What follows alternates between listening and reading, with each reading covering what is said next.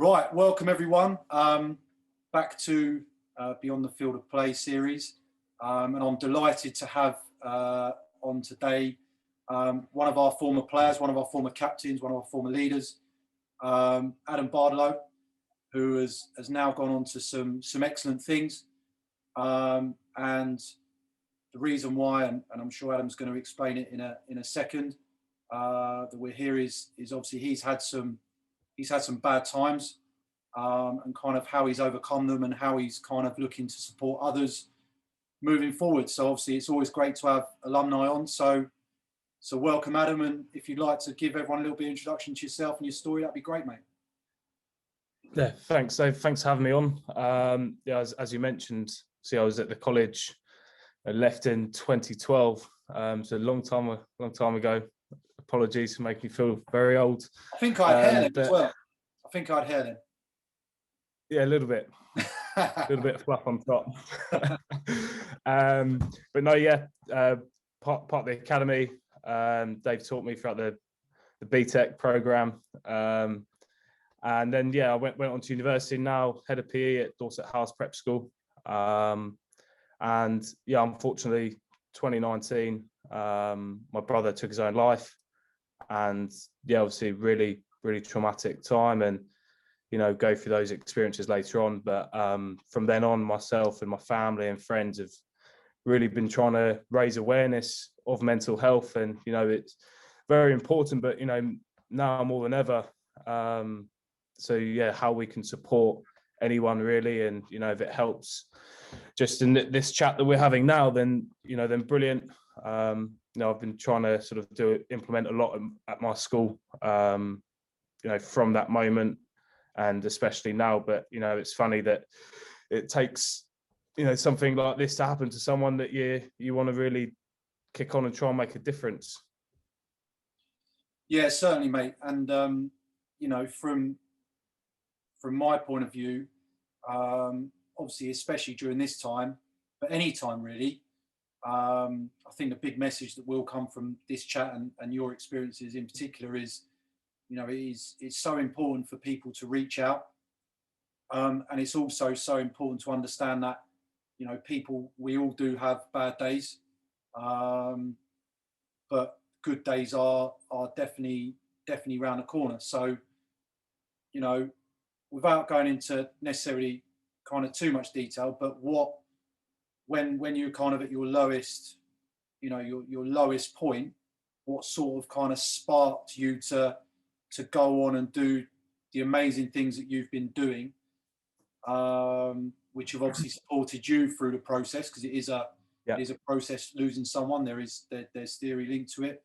Kind of what sparked you, and kind of what things have you done since that time? Well, I think first and foremost, the time was that it happened. I mean, I was quite heavily involved. I was, at Beachy Head where it occurred, and very traumatic for myself, my family, everyone. And from then on, those low moments, that you can't really explain them, if I'm honest, like that awful times.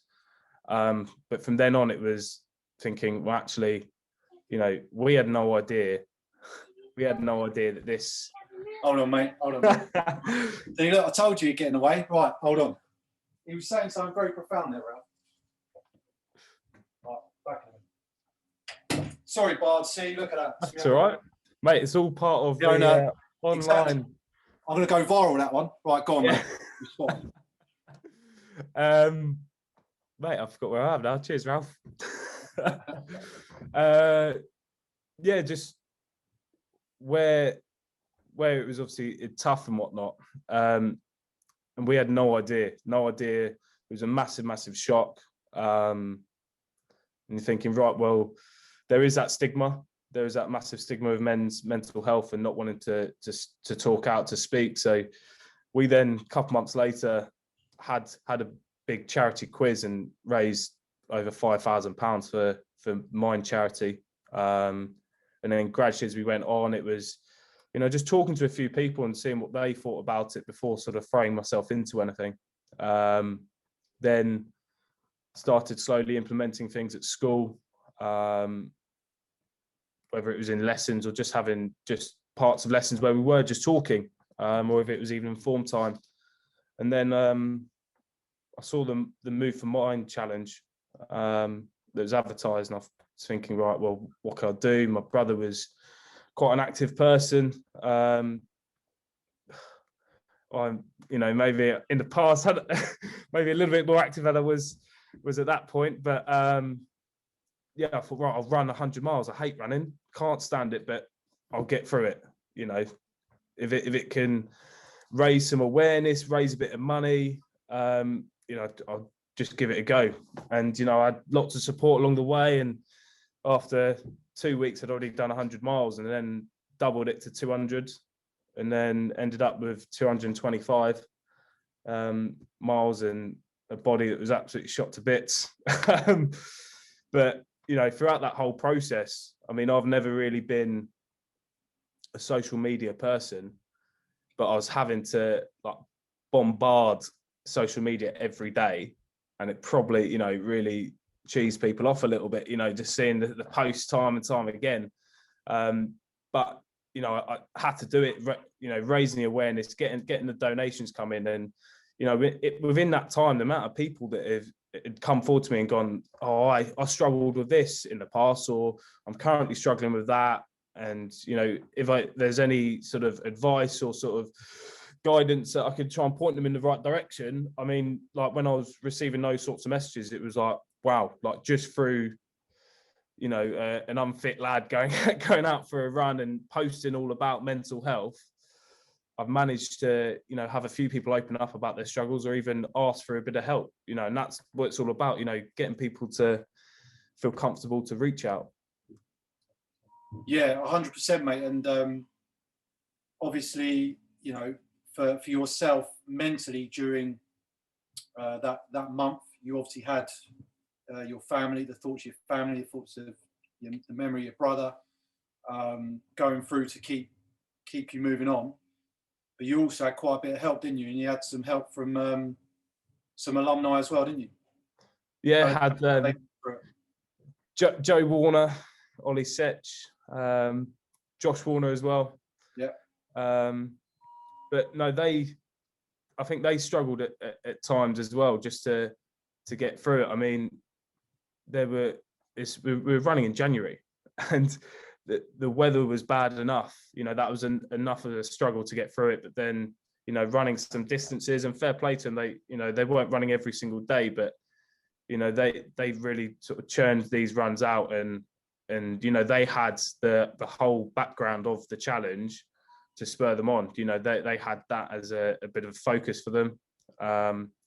But throughout that whole challenge, the massive positive for me was I realized, it was a surprise, physically, that I was able to do it, but mentally, mental strength to just keep churning out run after run. And actually, it was a case of, yes, having memory of my brother running for that, having the amount of money that people were donating, but to just be running just to try and raise awareness, that was enough for me. But it was don't get me wrong, there were times that I was like, I'm struggling to keep going here. But having those people around you that were a little bit, they had fresher legs than I did, fresher minds, they weren't as mentally drained as I was, because I'd work a full day in at school and then go, right, I've got to go around 20k tonight, and it's smash it down rain outside.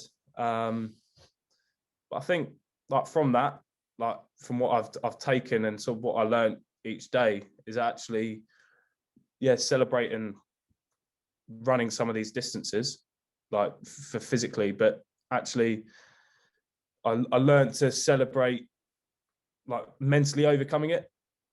So there was times in a run where I'd be like I'm struggling to get through here. I'm only on 3k, and it was pretty much every run for the last sort of 10 days of the challenge. It was get to 3k, and I think I'll be all right here. Then once I'm past 5, I'm good. But those first 3 to 5K, my God, they were tough, really, really tough. Yeah, it's and actually, and I'm going to ask you in a minute for kind of any bits of advice you would give people of the age that I work with. So, you know, kind of that 16 to 19 age group. But a lot of the things you've just said there can be very much transferred into life. So, you know, it's stuff like setting those mini targets. Yeah. It's the fact of, you know, getting, you know, there are some things you have to get through, but at the end of it, you feel a lot better for. So, for example, I'm not of the mental level like you are in terms of doing all those runs for that whole month. But, you know, I'll get up at 6:30 on a Sunday and go for a 30+ K bike ride, which some people might think, yeah, it's mental. But as you may have found as well, is that when you do it consistently, it then becomes a habit. Yeah. So it's something you don't, you know, there's been times where I'm having to drag myself out and I'm going, you know, do I really need to do this? Yeah. But once you've done it, it almost sets you up for whether it's the next day or the rest of the day or anything. And, you know, it's obviously proven that exercise does support that. But it's, again, the important thing you mentioned there is support. And you know, the thing that's important to me is that everyone that I know does have support, in the sense of, if they're part of the college, they have us, they have the staff. You know, it's a case of, I know, like, a lot of and this is a great thing about college and stuff, you have friends that, you know, that you were at college together, the likes of Joe, the likes of Setch, Quirky. I think Quirky did a run with you, maybe. Yeah, Quirky as well, yeah. Sorry, Quirky, no, forgetting you. yeah, can't forget Quirky. But, you know, those kind of guys, you know, you keep in touch and you do create that network. And it is just, you know, it's things like a case of just dropping a message, or, you know, with technology being like what it is now, you know, doing things like this, having a quiz, having a catch up, you know, just to see faces, is all important. And it's all right to have a crap day. It is all right to have a crap day. Yeah. But it's just, you know, to realise that there is, you know, and I'm sure it's a bit like me at the moment. I'm sure with you, when you were doing your runs, you had probably quicker times, maybe early on in the month, and you had times where they were a bit slower, but the focus necessarily wasn't the time, it was actually doing it. And I think, you know, it's all that, just being able to get over those barriers are so important. And I think at the moment, some young people are struggling with getting over those barriers. So are there any kind of words of wisdom from you, Bards, that you would give, you know, guys and girls of this age group, or even to your 17-year-old self? I think, like you mentioned previously about targets and setting yourself a target or a goal, and I think that's crucial. Like in these times, I did it in the first lockdown. I needed to lose a bit of timber, you know, just trying to improve my lifestyle a bit, and I did that. And I think you've got to be realistic with these targets. You know, there's no good setting something that, you know, is going to be you know, more difficult to achieve. But you know, if you set these targets, you give yourself a bit of routine, and I think routine is key. I know you've spoken a lot about that, and especially for, you know, the guys that you teach, you know, might find it pretty difficult to get out of bed, you know, at a reasonable time. But I think it's just in these times, the question's got to be to yourself, like, how can I better myself right now?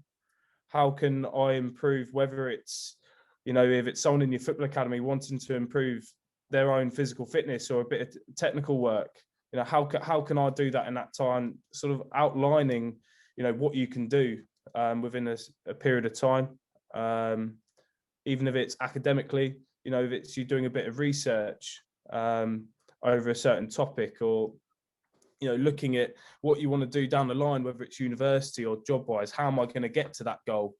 I think it's just, you know, trying to look forwards as opposed to just the present day, like today. Today's a rough day.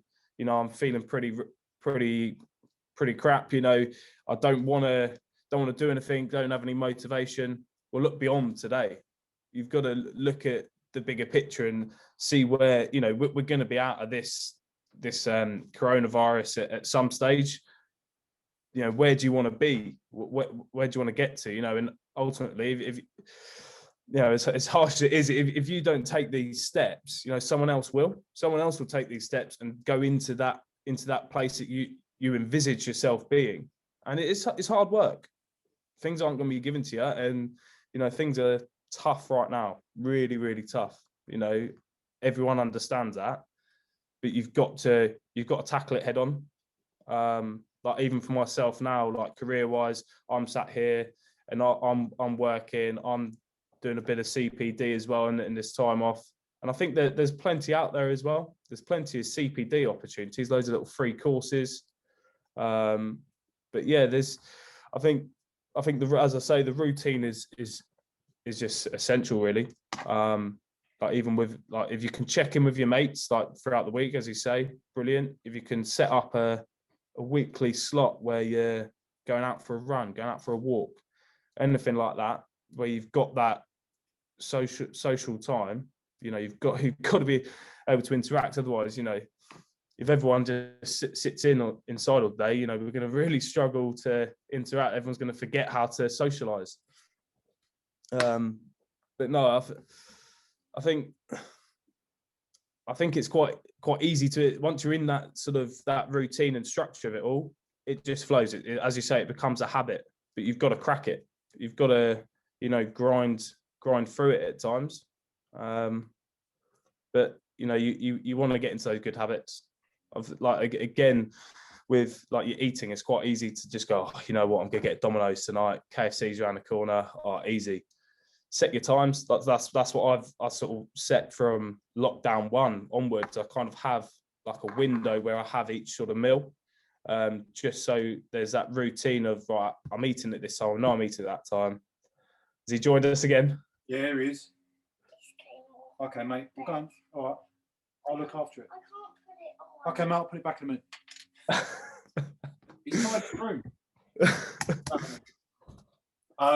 Yeah, go on, mate. No, just having a time where you can, you know, you've got time to actually cook a proper meal, or even go shop and get these bits in. And you know, you've got to take care of your body, and you know, listen to your body and what it needs. And you know, if your body's telling you you're absolutely knackered, slow down. You know, that's fine. Or your mind's telling you it's a bit of a tough day today. Relax, time to yourself, but know that you've got to then move forward from there. Yeah, as I say, that's great advice, mate. And you know, this is why I'm doing these, because you know that this kind of advice is coming from someone that I trust, I know, I respect, but has also been in a position where, you know, you quite easily could have gone the other way and gone on. Yeah, completely. I'm not going to do this. I'm not going to, you know, I'm just going to, you know, probably, well, I'm just not going to kick on. And you know, looking at you now, mate, you're doing really well professionally. You're doing really well physically. And obviously you're doing really well mentally. And obviously I know that your brother, looking down on you, would be exceptionally proud of what you and your family are doing, mate. And just a final question from me, really, to you. You know, we're saying all these things, and because we're quite like-minded, we're positive outlooks, we're motivating, we're this, that, and the other. What advice would you give to someone who, you know, feels at the moment very, very isolated? Who, you know, I know it's easy for us to go, oh, pick up the phone, blah, blah, blah. But is there any advice that you would give someone? It might be a bit of a difficult question, but is there any kind of advice you'd give someone who feels alone? I think there was a task that I got some of my students to do here at work, where it was like a networking task. So it was, who's in my network of people. And when you sort of branch out from the people that you live with or your family, and then you go through to, you know, your teachers, your, you know, work colleagues or teammates, you know, you don't realize how many people are there and that you can actually call upon. So if you were to do that, and you know, you put yourself almost as me in the middle, and then you just slowly work yourself out, and you know, the further and further you get away is that, you know, the people that aren't as close to you, but ultimately they are still there that you can call upon. I think that's a really good task, because actually you know, for me, when I did it myself, I did it before the lesson just to see how it went. And you go, wow, actually, you know, I'm running out of paper a bit here. Or, you know, the kids were just going, you know, with a bit of encouragement, go, wow, you know, I've got all this family, I've got all these friends from different circles, teammates, you know, teachers, sports coaches. You know, there are so many people that actually do care through that task I found. And, you know, for me, from a personal point of view, I found that from the challenge that I've done in that last month, the amount of people that actually care was quite astonishing. Like the messages that I received, you know, whether it was, you know, encouragement or, you know, people donating. And I was looking at some of them just going, you know, I haven't spoken to you in absolutely donkey's years, but, you know, you've reached out, you've sent me a message of support and whatnot. And, you know, there are so many people out there, even when you think they don't care, there are so many people that do care. And I think that's the big message from this, because, you know, don't mean to go a little bit dark on this, but for my brother, he clearly, I'm talking hypothetically here, he clearly didn't think that there was enough people out there that cared, enough support out there, but there is. And I know it's very easy for me to say, but once you do these little tasks, once you think about these things, there is so much support, so many charities out there, but then just your inner circle of people, you know, it's just endless. That's an amazing bit of advice, mate. And that again just makes you the top guy that you are. And I really, really appreciate you, you know, giving those words of wisdom. And hopefully, as we discuss off air, if you want to call it, you know, if it just takes one person to go, that's a really good idea. You know, this has been worthwhile anyway, because it's always great to catch up with the likes of yourself. And I'm sure when we get out of this, we'll have a catch up with with some of the other guys as well. But yeah, thank you very much, mate. And is your GoFundMe page still open? Yeah, it's open. It's open till May. So yeah, still going strong. Excellent, mate. So I'll add the link as well. So if guys feel that they want to, you know, donate as well, I think that would be something to be really positive as well. Brilliant. Cheers, mate. And, you know, if anyone, you know, whether it comes through you or whatever, or even, you know, somehow finds themselves messaging me, that's absolutely fine. You know, if there's any questions about what I've done in the past 18 months or so, you know, more than happy to help, or, you know, give any support needed. Excellent, mate. Love that. And really appreciate you having you on. And take care and keep up the amazing work, mate. Thank you. Cheers, mate.